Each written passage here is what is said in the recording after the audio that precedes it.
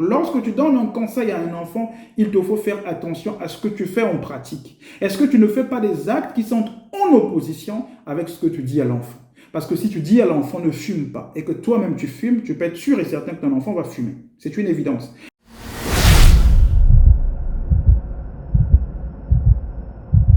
Bonjour les amis, c'est parti pour une nouvelle vidéo. Lorsque j'étais un peu plus jeune, je pense que je devais avoir c'était dans l'intervalle en tout cas de 10 à 16 ans, mon père, mon père nous interdisait farouchement la télévision.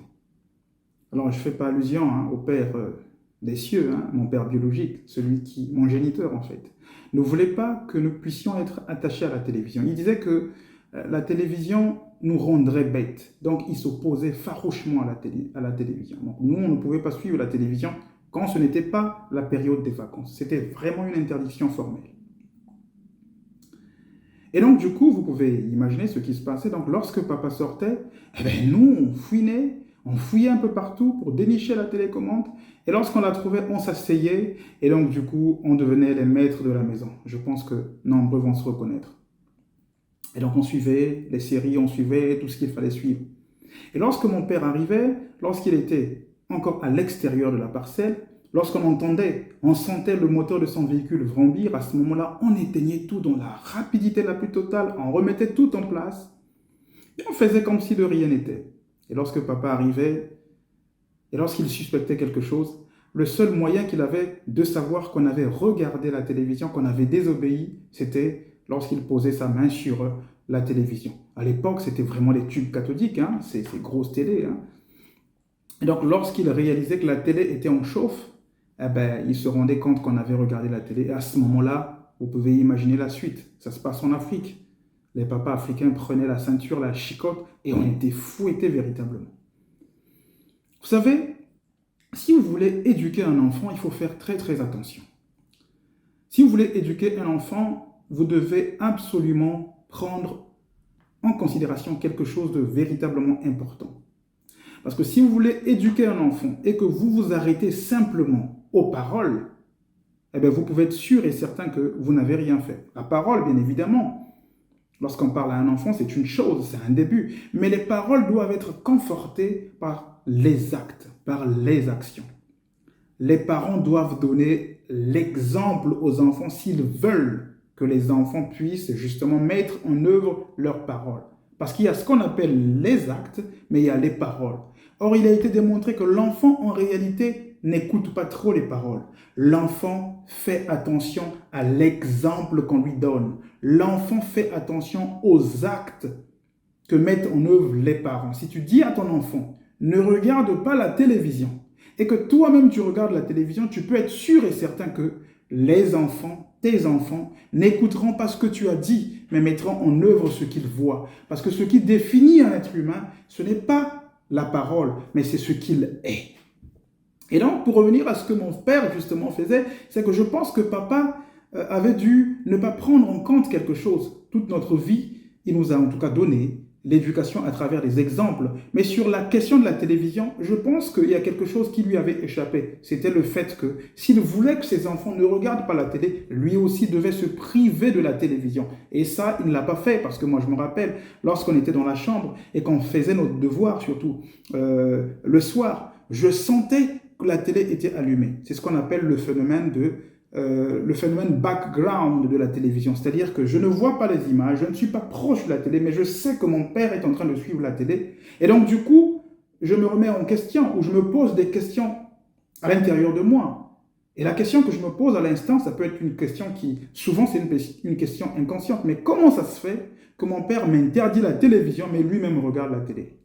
Et comme c'est l'action qui prime sur la parole, eh bien c'est une évidence que l'enfant finira par regarder la télé. C'est ce qui expliquait que nous étions obligés, lorsqu'il sortait, de chercher ses télécommandes et de nous asseoir nous aussi de regarder. Parce que finalement, à ce moment-là, en tout cas sur la question de la télé, ce n'est pas la parole, ce ne sont pas les paroles qui comptaient, mais c'était les actes. Et comme papa regardait la télé, et donc du coup, nous, on se devait aussi de faire exactement la même chose.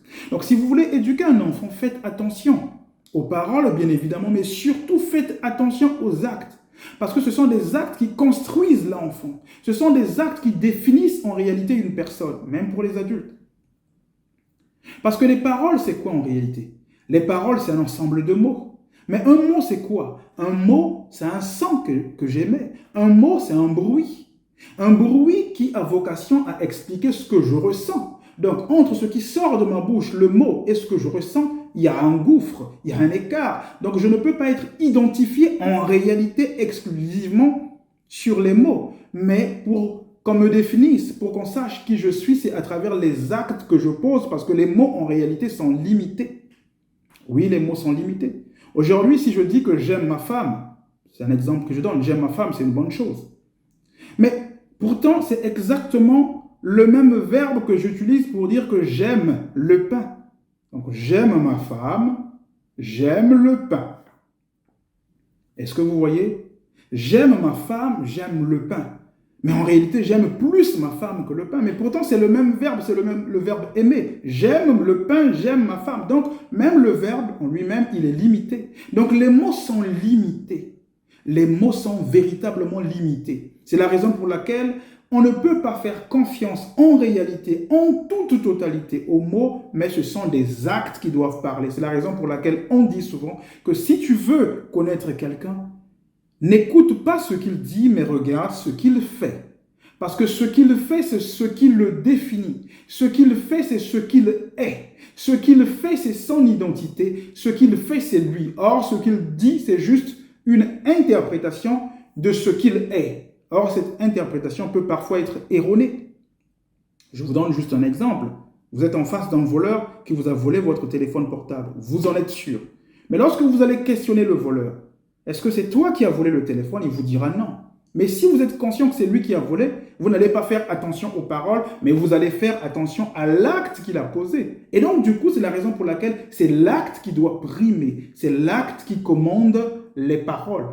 Parce que si on définit un monde dans lequel les gens seront jugés exclusivement sur leurs paroles, eh bien, c'est sûr et certain qu'on va avoir un monde catastrophé. Imaginez qu'on doit croire les politiques, les prédicateurs et tous ces charlatans exclusivement sur les mots qui sortent de leur bouche.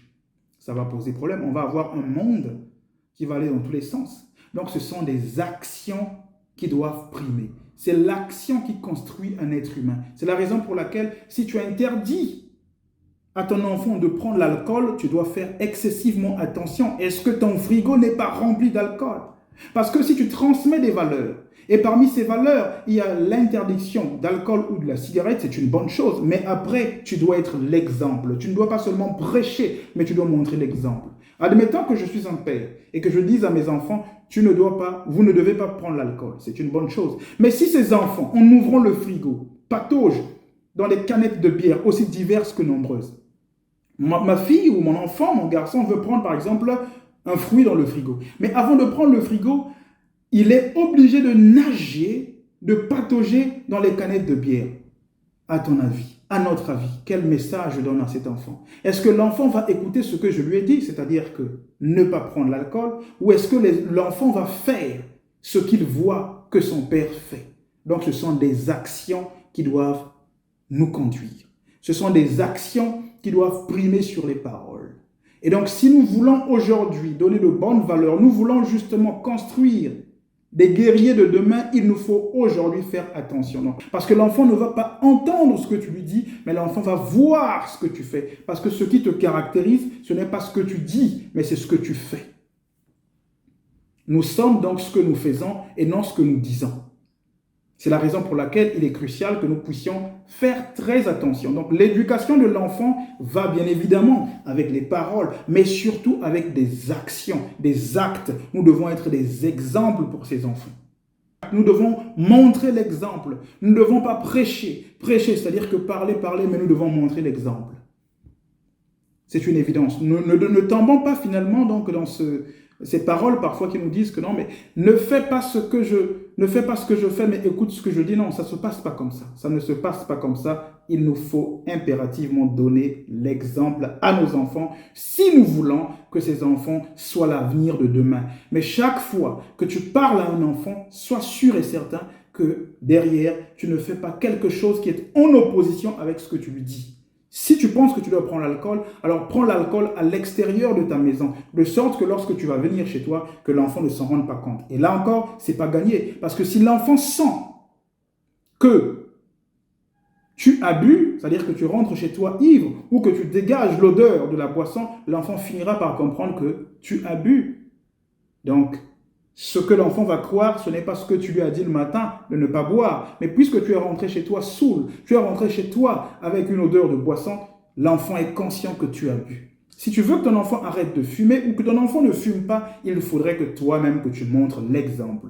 En tout cas, les paroles ont leur importance, mais les paroles doivent être confortées, corroborées, affirmées, approuvées par les actes. Rien n'est encore perdu. Tout est encore possible. Mais c'est maintenant qu'il faut agir. Agir, c'est sortir de sa zone de confort. Agir, c'est s'armer de courage et ne pas avoir peur de se lancer dans des choses difficiles. Agir, c'est être conscient qu'on ne fera pas toujours l'unanimité. Et c'est une bonne chose, parce qu'on meurt seul. Agir, c'est ne pas attendre les autres pour commencer. J'espère pouvoir te parler encore d'ici là. Entre-temps, abonne-toi, like, partage, commente. L'objectif, c'est justement de faire grandir cette chaîne, de faire en sorte que cette chaîne aille loin. Et comme tu le sais, seul, on va plus vite, mais ensemble, on va plus loin. Sur ce, je te dis ciao.